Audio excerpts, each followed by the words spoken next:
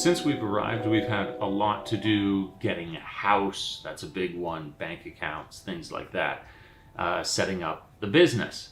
But now all of that is over and we're set up. We're finding rhythms with everything, and we were ready to actually go out and experience more of the culture at large in Bangkok rather than just the smaller details of the essentials that we were doing.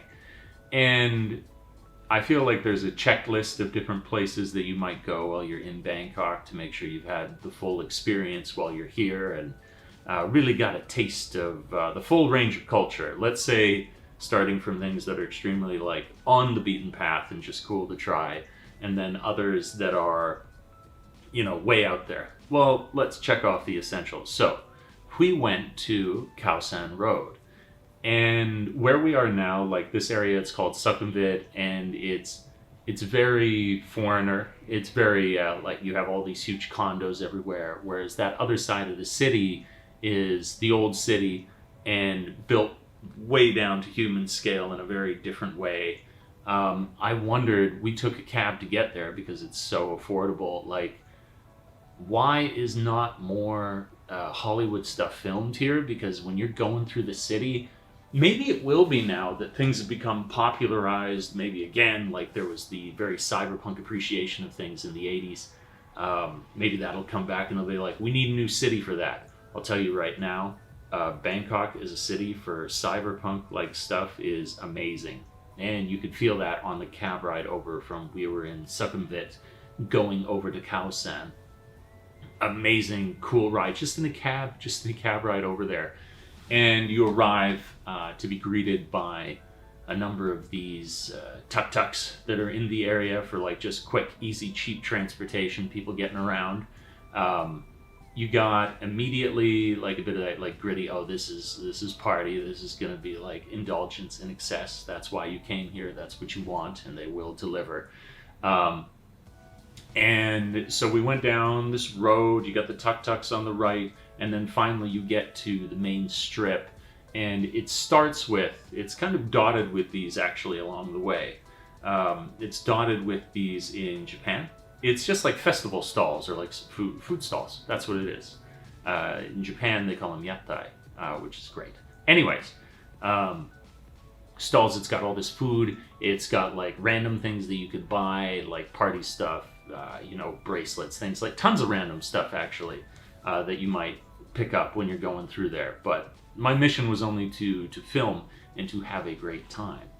So we were taking shots of things, and I'll say, in a place that I'd assume would be overrun, and is in some sense, in some very real sense. This is like where all the backpackers go and stuff, that when you asked people if you could film things, I thought there would be like a, not like, no. A lot of no, and a lot of like, I'm so sick of this. And it was just weird, like there were people inviting me, they were like, you should come to this place and film. There was such positivity. I was like, oh, wow, okay. I was struck by that immediately. They were like, man, you got a camera. If you drank here, you get great shots. I was like, that's just the most, this is heaven. That's so cool. And at any of the like little food stalls and stuff, it was the same kind of feeling. People are like, oh yeah, please take pictures. And so that was encouraging. I think if there were one reality check I'd add in, I think I saw one stall. There was one stall that said, please do not take photographs, which I was like, that's incredible in this. And given the sort of environment you're assuming it is, where everybody's like snapping pictures and maybe is trying to create a ton of content, and so it's obnoxious, it didn't have that feeling at all.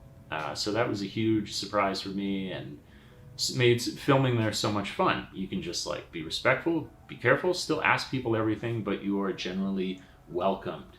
And things I remember, because I had a friend who went to Thailand tons, and in fact like sailed around the area in his youth. He's a fascinating man. Grew into one. He's a fascinating man now. Anyways, one of the things he told me about was that they have laughing gas at this, like in this road. And it all came back to me when I saw the laughing gas this time, because I was like, what? That's hilarious. No pun intended there. I didn't try it because it's like, I don't know, for a guy who appreciates altered states of consciousness, I don't know, laughing gas, it was like some kind of gaseous, I don't know.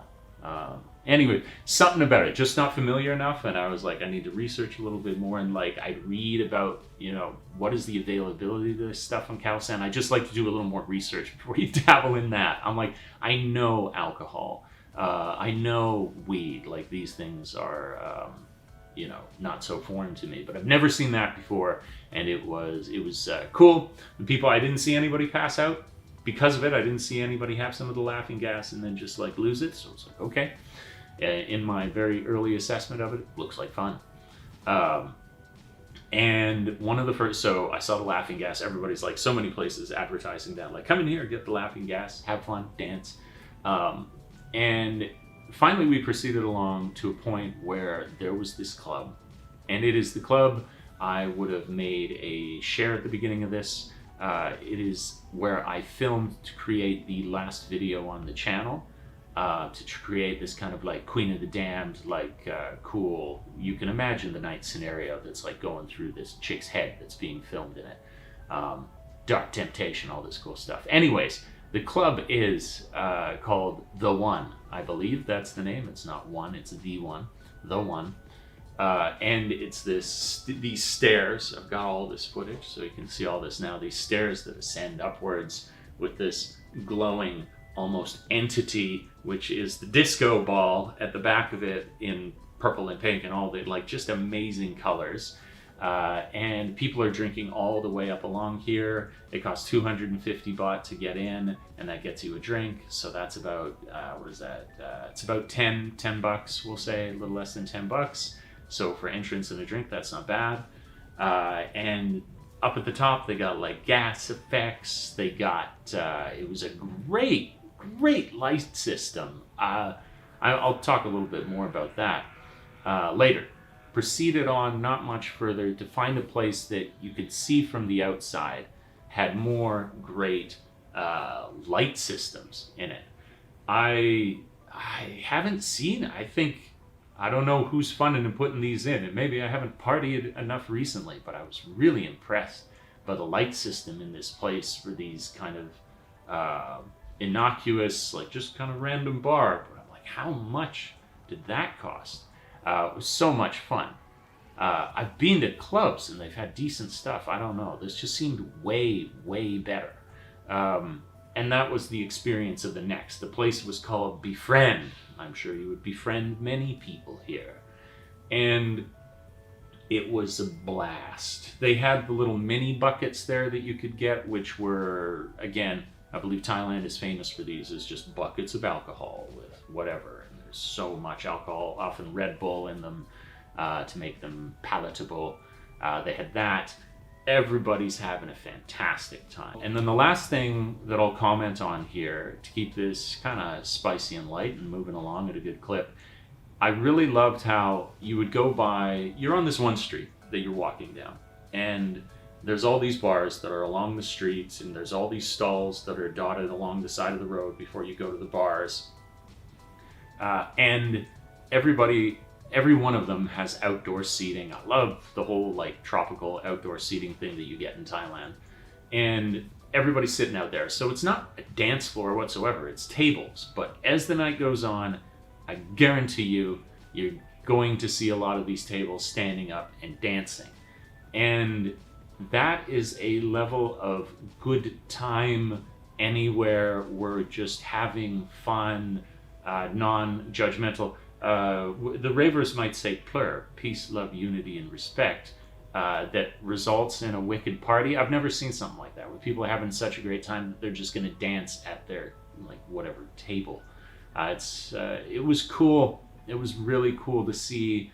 And the final note, maybe the most important, is that whenever I heard these stories before about things like Khao San Road, it was always in the context, or usually framed in a context of it being extremely seedy, which is like sort of slimy, dangerous is another way you might say seedy is, or to be taken advantage of is a thing to really fear for.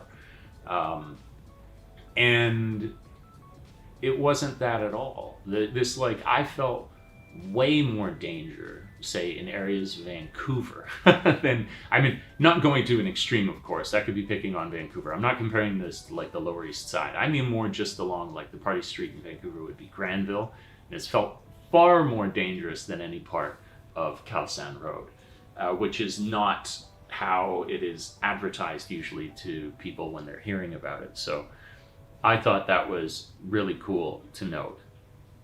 Incredible as a first experience going out, unforgettable. The people, so cool. How photogenic was Khao San Road, unbelievable. Like, I think, again, just plugging the other video, if you want to check it out, you probably see in the other video, you get a sense of it. But much of what I filmed from it is in that. It's so cool. Like, it's a cinematographer's dream for the cool stuff that you have. It was great, and we shall do more. I will do more of this. Thank you so much for tuning in.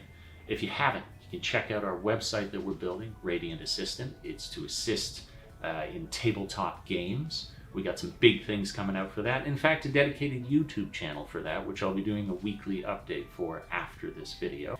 Anyways, thank you so much for watching. You know what to do with the other buttons around this site. I won't tell you. And we'll speak soon.